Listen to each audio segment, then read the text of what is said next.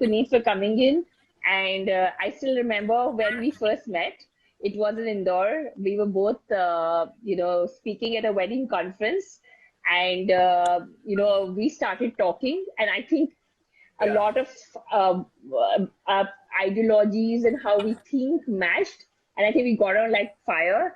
And next, I remember we both are foodies, so we decided to go to the Cow Gully in Indore. Oh Yeah. my God. I mean, that Oh was, my God. meeting for the first time, and things you've done was just crazy. I think it was so much fun, so much fun. I think that was the day we became friends. We got to know each other so well, and I think we never looked back. After that, we Yeah. did Royal Rendezvous for all the international planners across the world. We did so many weddings together, the Marvel Tea, Deepshika Arena, and the list goes on. And it's been such a beautiful journey with you because it just looks like you don't even have to speak so much. You just give a brief, and you're like heads on to it, and you're like, okay, this is what I can do, and this is what I can do. No, And I absolutely. And think also, it's not just about giving a random brief. So when you guys come to us, it's so well organized and detailed. So everything is very clear. I feel that also makes a lot of difference. It's not and just about. I think you've done such customized and personalized gifting, and that's what really draws us to you. Your attention in detail and everything is like so amazing.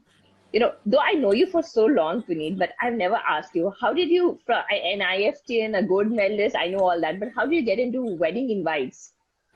So, first invite that I did was actually for a friend's wedding. It was, not something that I had actually thought that, I would end up being a professional wedding invitation card designer. And then when I was doing it, I realized that there was no one else in the market who was doing, something unique and out of the box in terms of experimenting with material. I'm talking about like 13, 14 years back.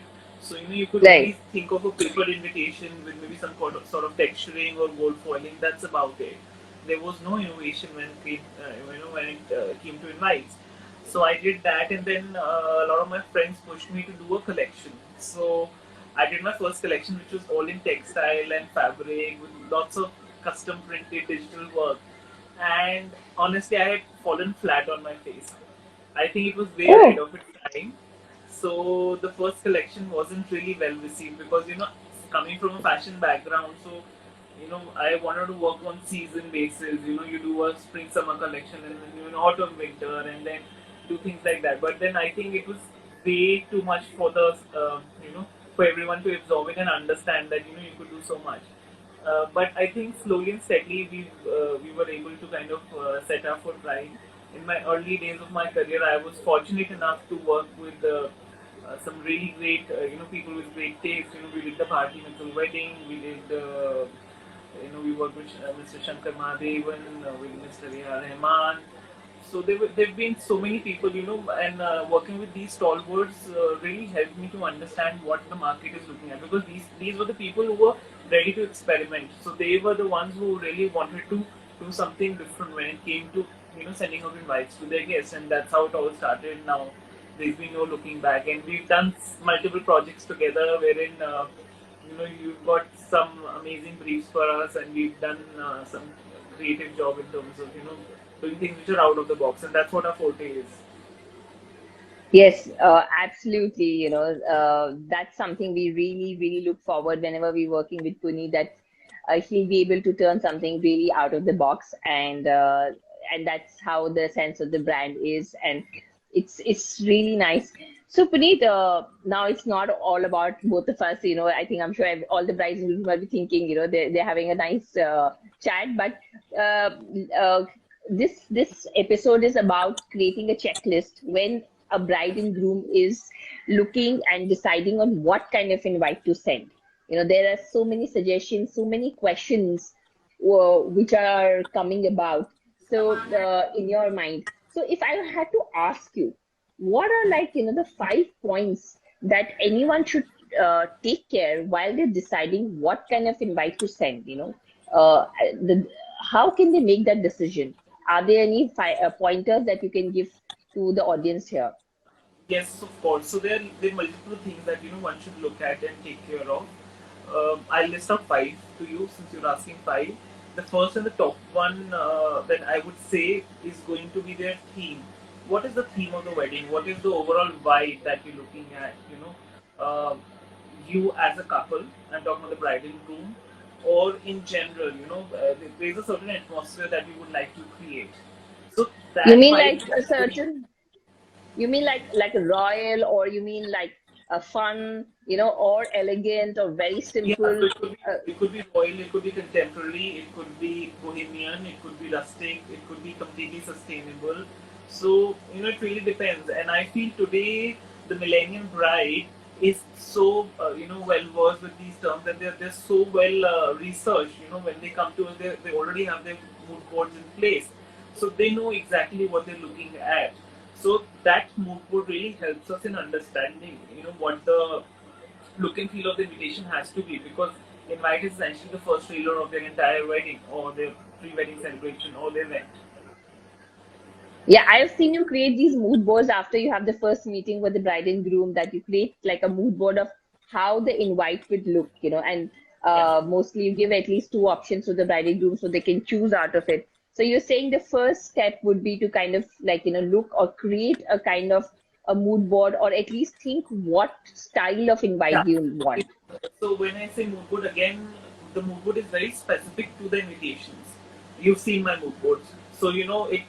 For example, if it's a royal wedding, so we would put in things which could be completely inspirational, could be architecture, could be an element from the venue, could be a beautiful painting, to different print treatments, to different fabric, and different things put in together, some influences from our past work, and that's how we kind of create the mood board. So that's the first and the most important element.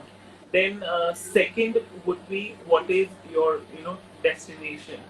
So destination, since now because of the whole COVID situation, and we're living in an era wherein we have to live with COVID, of course. So things have become more intimate.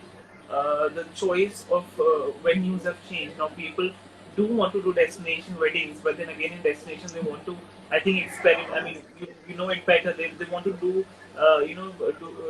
pick up a more secluded place, or maybe say a more safer place than secluded actually, like something. Or if they're going back to their to heritage properties or their ancestral homes, if they're being enough to kind of do a full ceremony there. So that also kind of dictates the mood and the overall style for the invitation.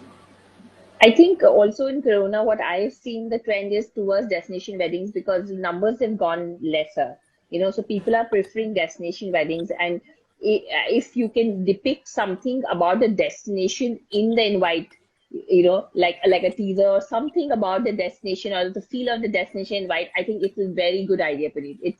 Yeah. I have seen you do that, and it really, starts or kick starts the vibe of the event right from the invite. Absolutely, absolutely. In terms of it, even we've done projects wherein we've taken inspiration from the decor, and we've tried to create illustrations and things which are symbolic of the decor, which the guests would actually, experience when they are at the event.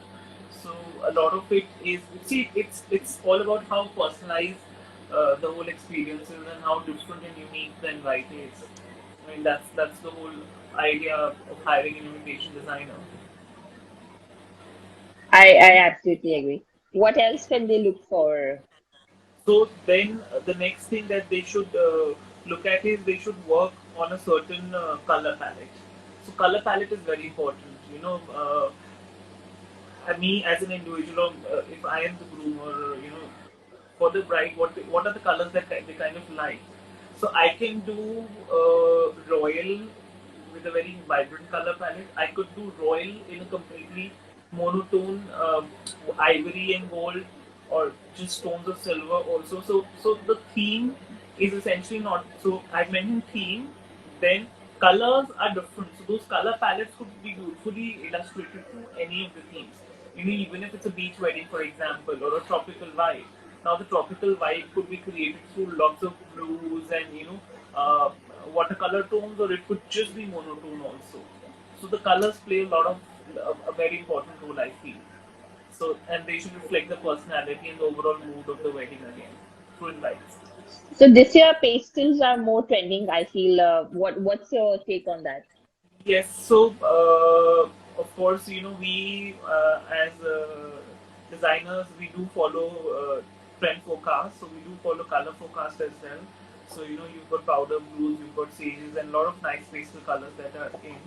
Uh, but of course, having said that, it is not mandatory for the bride and groom to kind of follow the Pantone color of the year or the Pantone colors of the year.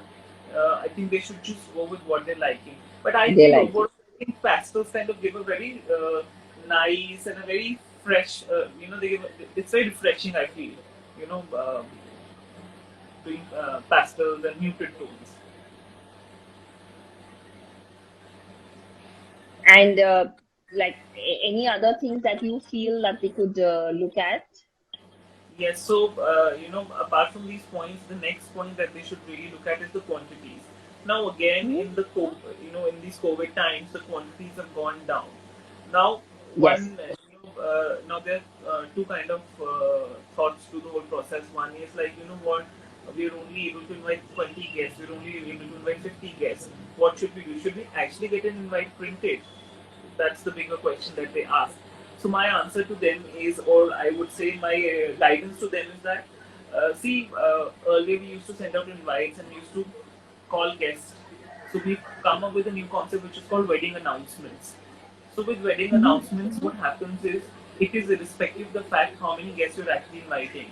So for example, you had a certain guest list if this was not the COVID era, right? Maybe 300, 500, whatever. So what we can do is we can do say for 50 families or for 30 families that you're inviting, one guest per family or whatever. So you do these invitations, which are like actual invites for the wedding, and then for rest of them you send out a wedding announcement. So it's Hmm. essentially the same tangible experience.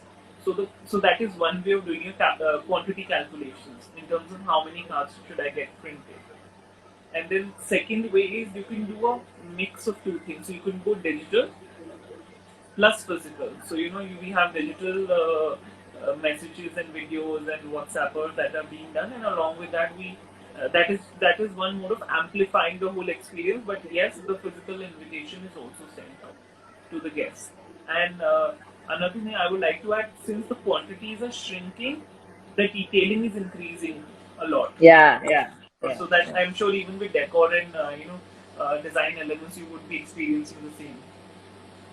That there's a lot of detail which has increased, and though the numbers are lesser, but people still want that flawless experience for their brides and groom, because Yeah. the wedding will never come back. So they say that there should be a lot of detail, and uh, the total budget is kind of same. The per person spend is divided accordingly. What do you think about, like some of them say that we want to do a sustainable wedding, so we want to go 100% digital. What do you advise to a couple like that if somebody comes to So you and asks? So I feel digital is just like an added service. One has to invite, send out a physical invite, and I've given a wonderful way of planning your quantities. So you really don't have to get bogged down by the fact that we only have to invite 20, 30, 50 guests. Do we really need an invite? Yes, we definitely need an invite. We as Indians, we all love being pampered. So if we're not invited nicely, I think that's in our DNA and that's in our culture. We like to kind of, express our feelings, and that's one physical and tangible way. And I think nothing in this world can replace a tangible experience.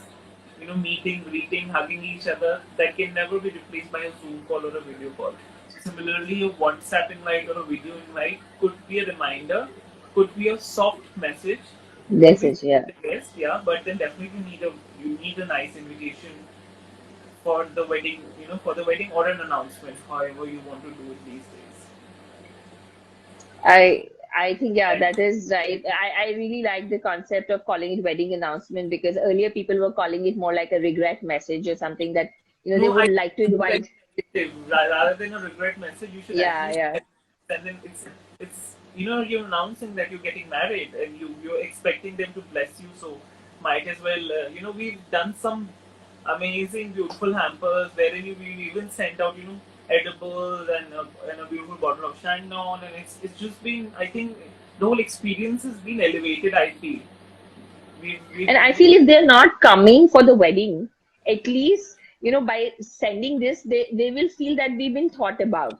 yes, We're not, yes, because of the absolutely. restriction, you're not being able to invite them Yeah, yeah. at the wedding So itself. people don't feel But that the person is trying to cut corners or is just doing it, or just taking that as an excuse. That's really not the case. People who genuinely wanted you to be by their side. It's just that because of everyone's safety, they just it's a tough decision that they're making.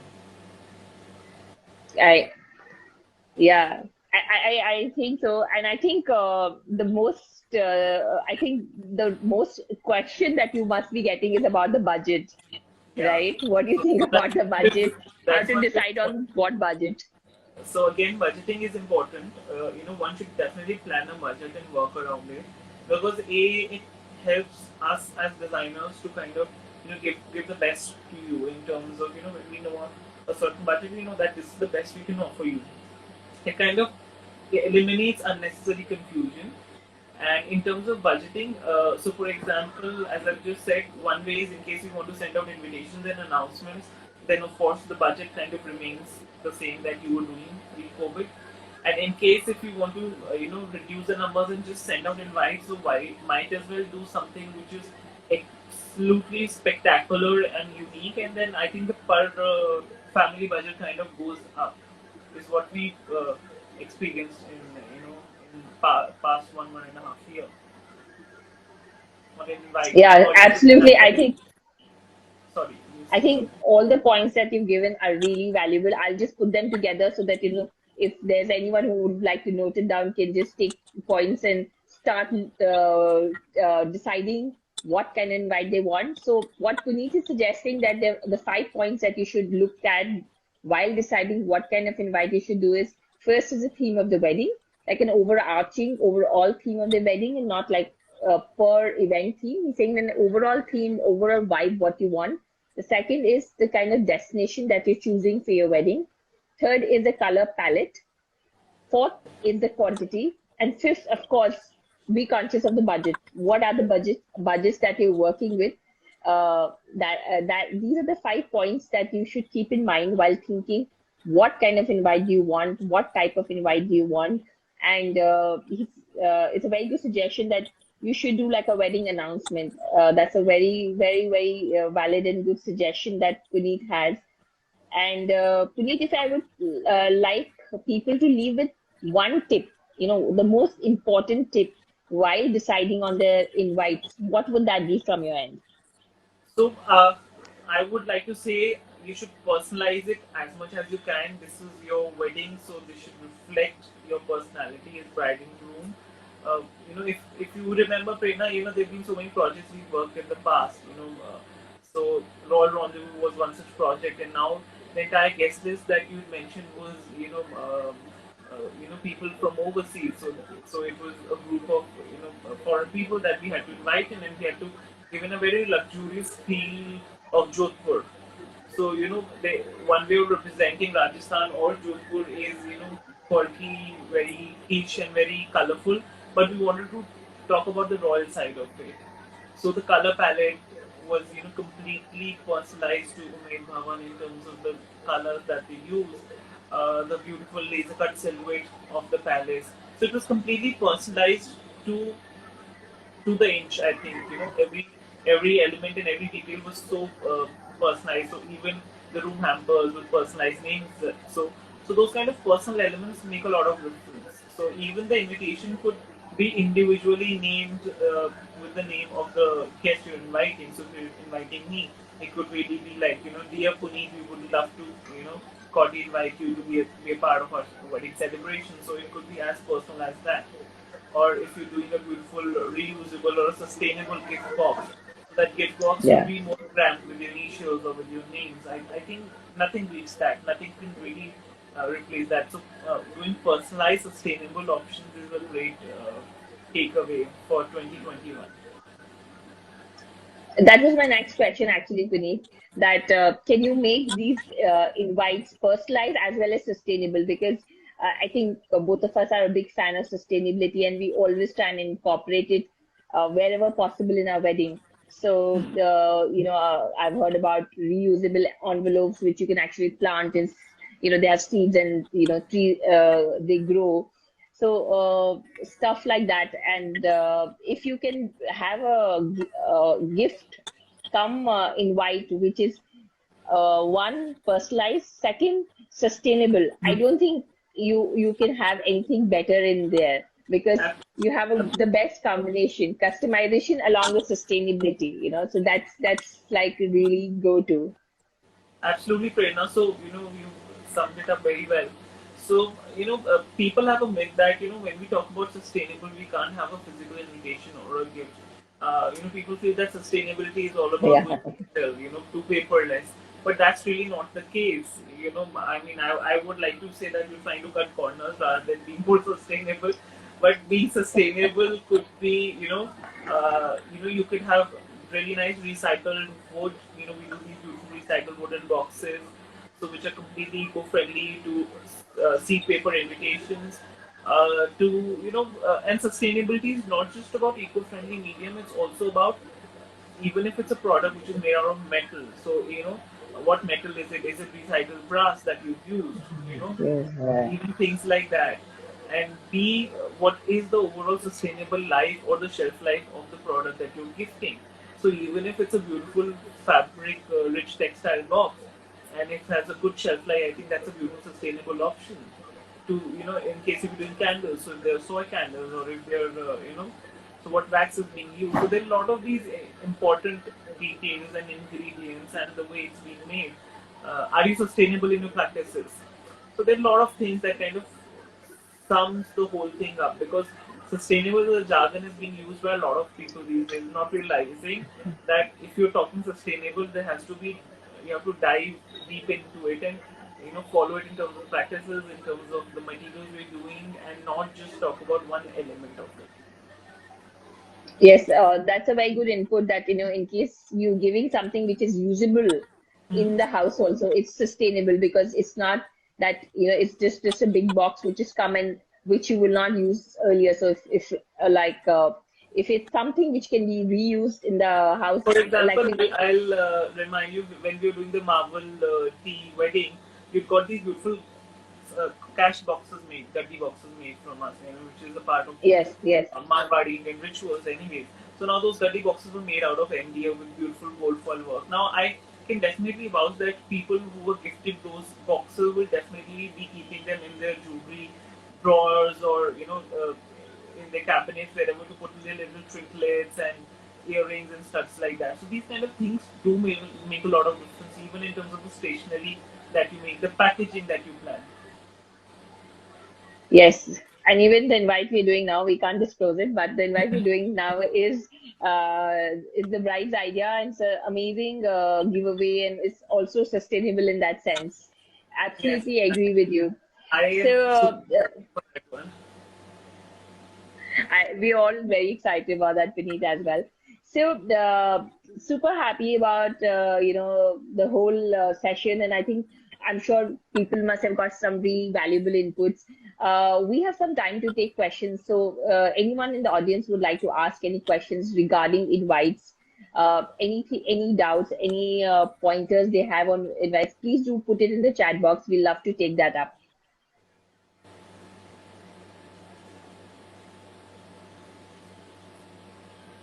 Just if there were any.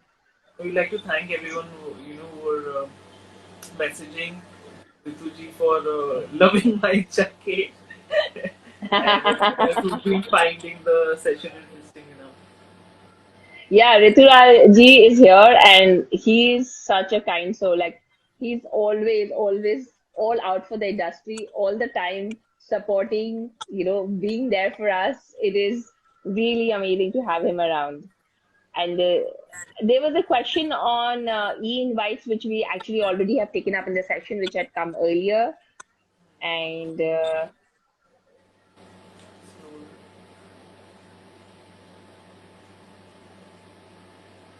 There are a lot, you know.